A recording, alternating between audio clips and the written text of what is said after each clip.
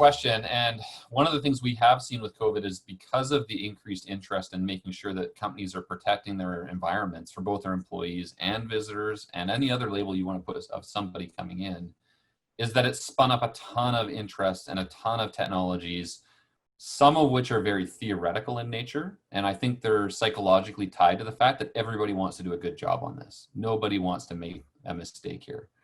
And the reason why is that there's human lives at risk, right? And there's a great deal of accountability and weight that comes with that. So I would say when you look at in the ecosystem around it, whenever somebody sees fear, uncertainty, and doubt, often people look to see if there's an opportunity to provide solutions and a healthy company around it, which is ultimately based on profit. So I'm not surprised that we're seeing a lot of that. We've seen many different technologies come around, which may be fad-ish in their nature, and even more dangerously in some cases, totally not like preventative. But they're all centered around the psychology of people wanting to do a really good job on this topic because it really matters. It will change from industry to industry, obviously. There's a couple of things there that I think will be fads. The first one is the contact tracing in public workspaces. So what I mean by public, I mean shops, restaurants, bars, hairdressers. I think contact tracing, I don't think that's sustainable.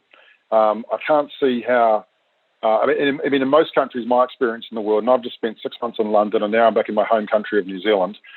In both countries, not everybody had adapted the COVID tracing contact tracing apps. So there wasn't mass adoption of that. The technologies were varied. And but not only that, it comes down to human behaviour. I just don't see people wanting to do that. So that's definitely a fad for me. The other one is actually EBT, or elevated body temperature screening, or otherwise known as fever detection. In the early days of Who's on Location, straight around March, when the pandemic was taking its grip on the world, we were sort of inundated with organisations wanting to introduce EBT, or fever detection. The more we looked at it, it was there was a lot of issues. Nothing that was actually had any integrity was FDA approved, unless it was an invasive process, and that's not palatable in a visitor management environment. And secondly, the non-invasive, so thermal imaging, etc., or handheld devices, a lot of them wasn't cost effective. And not only that, and people really started thinking about how they were going to implement this. And most of our clients really wanted a solution where there was no person inside the lobby. So it was all managed through the kiosk. And the moving parts to make that happen, some people, they think they've solved that, but we think that that's a little bit of a fad. We don't think data privacy and those sort of issues are caught up with temperature screening and recording that data. So we think that will go away. It may come back at a repeatable another time, but not for now.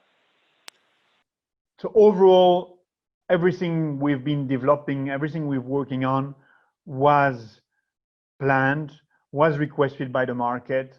So overall, the trend to become a much more security-driven offering for enterprise customers is accelerated by COVID, but was already there.